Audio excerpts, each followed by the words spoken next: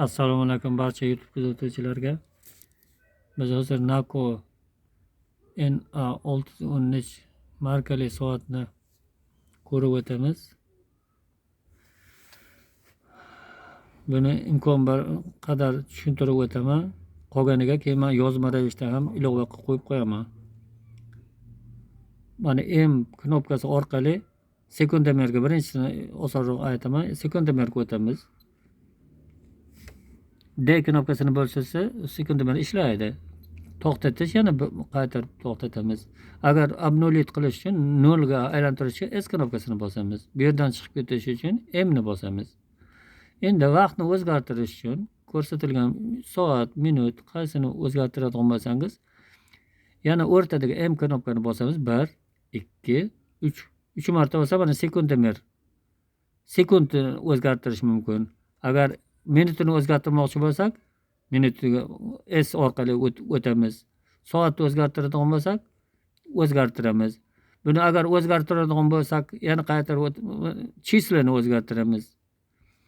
O'zgartirishda mana bu knopkani bosaman. Hozircha bugun 21-mart ekan. 21, ma'nosi mart. Mart ham temadim hozirchalikka. Chiqib ketish uchun yana M ni bosamiz. Mana yana qaytarib o'taman. M ni 1 marta bosdim, 2 marta bosdim, 3 marta bosdim. Sekundini o'zgartirmoqchi emasman, minutini o'zgartirmoqchiman. Mana 44 turibdi. Mana D ni bosaman, 45. Mana 45 ga o'tib qoldi. Endi bu yerdan chiqib ketmoqchiman, M ni bosaman. Keyin budilnikni ulamoqchiman. Hozir budilnik o'chiq. Budilnikni ulash uchun S bilan D ni teng bosaman. Mana tepada kichkina qo'ng'iroqcha rasm paydo bo'lib qoldi. Znash qo'ng'iroq kerakli mahalda choladi. O'chirish uchun yana ikkidan teng bosaman. Qo'ng'iroq o'chdi. E'tiboringiz uchun rahmat. Endi men ilovani qo'ldan kelgancha ko'rsataman. Yozma ravishda. Buni xo'sh, ekranga manaqasiga olsam kattaroq ko'rinar ekan. Men yozganman buni. Kerakli joyda yozib.